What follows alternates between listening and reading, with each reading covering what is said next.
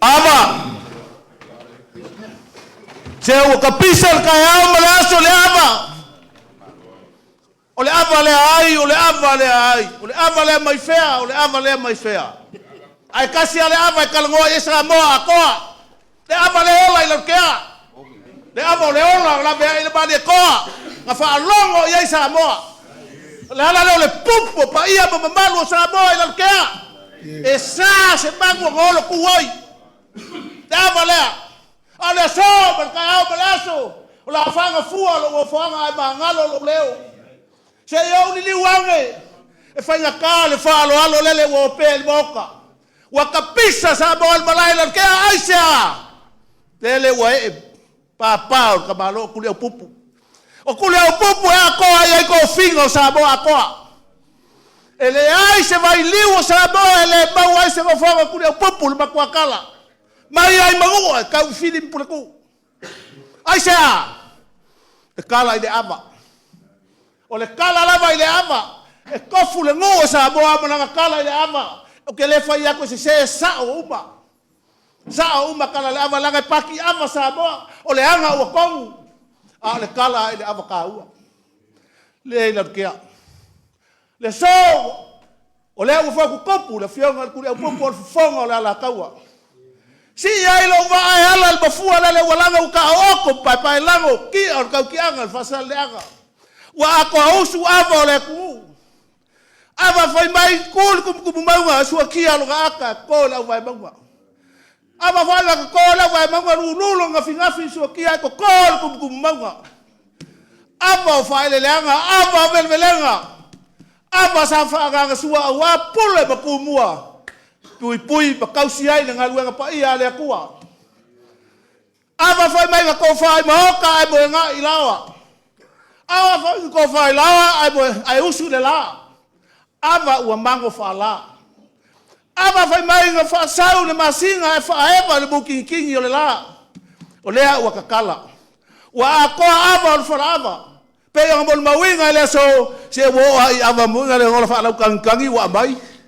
A le ava le nga o le kala nga le ava ua alang kaulia akoa le ava ya Samoa. O le ava nga lavea i le mali akoa nga fa alongo i Samoa. Le awali ka yao mai ai la ufianga kuli au popu ka yai bauso sula mangaya. Ali ka yao mai ai la usoli marka yali le alo mali kol makua mahalo kuli au popu. Usu falo alo mai ai lo la ko lua ya maulu kawa malengofo ya kua inga ya ki oi kuisa mau. Usu falo alo ai le pai o ka ko kumalo. Ainga lua malengofo akula mafufonga fao le ala kawa. Usu falo alo mai ai pa ia fale ongo la ki nganga le kukono sa nganga fale aka mangafa. Usu sa alele ai sa boa poko. Ku mua mapula ku au mala kawa ai le kai male va o fonki. Ka alo fai le assessing sa mo se ava mo kukuila. Mai le moku sai de so.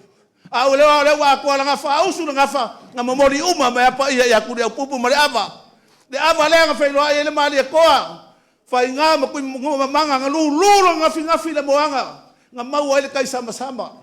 Le ava lea fai mai ngā saa pava. Le akali o pava koe mau ai lo nganga. Le ua ako ausu le so. Le ua fionga le wafo. Le ua fionga kuri au popu. Fongo le la kau le ua ako a kaukai o le waa. O le malai le kea kuri au popu. Ma kuri au popu. O fonga o le la kaua. Le ua fionga le wafo kuri au popu murianga. Brian Lima. Sirfanga ma walunga la ua fionga al palemia.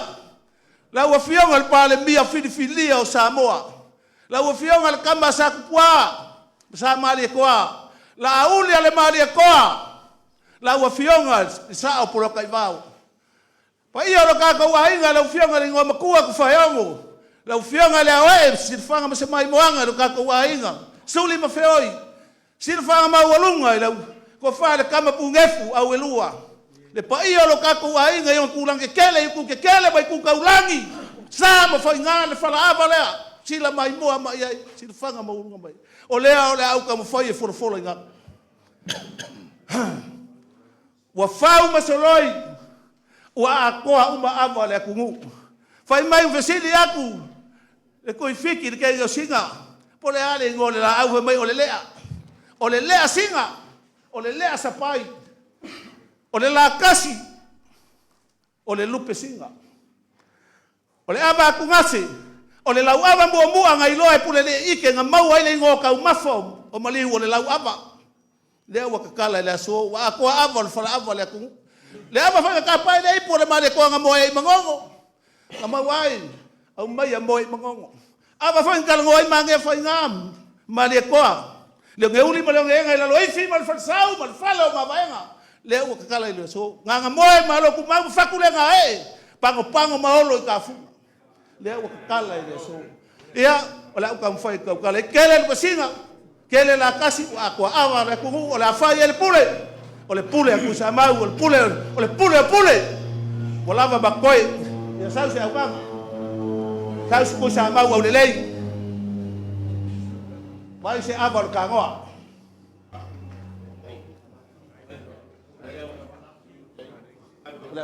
O le avake a vele mu. Foi por um. Ia, vai se awa le lei, whionga le ngofo. Whionga e kuia pupu, murianga.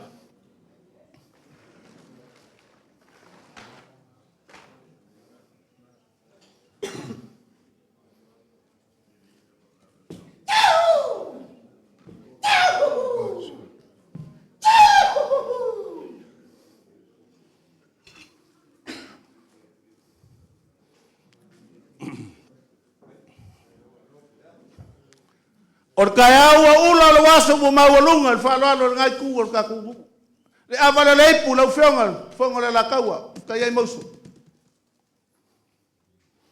Afkai. O paso.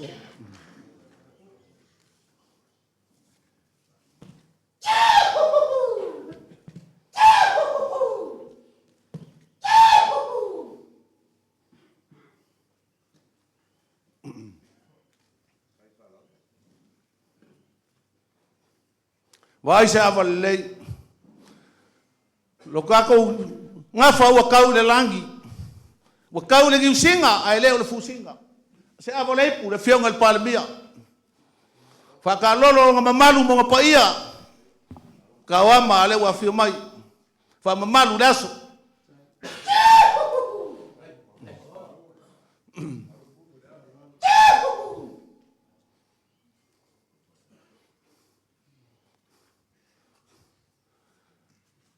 vai se ava le ko ya fa yong ava le pu la fionga fa yong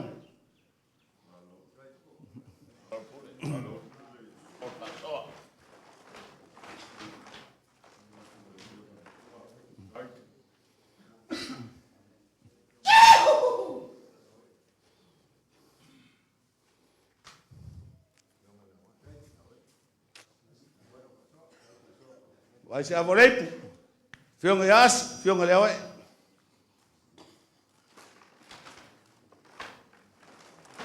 ko fe au ri fe au ko fe ko fa oi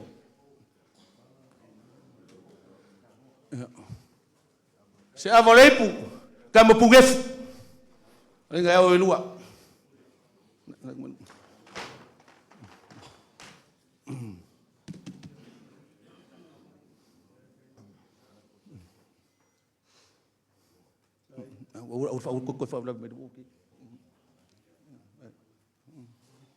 ia la ka ko fa solo ka ulang soifu am lu fa lele e ai nga mo ka ko ngu avala leipu sunga ya mafala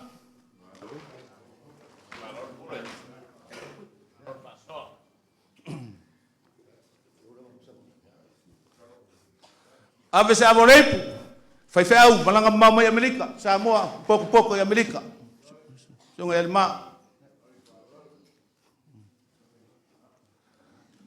se avolei por sunga fa fenga ngal kong i makoiva le luenga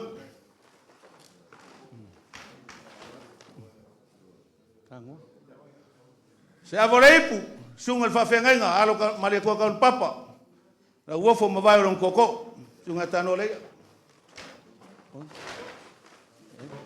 oya avolei por fa Australia sunga fa fenga Australia le sala ma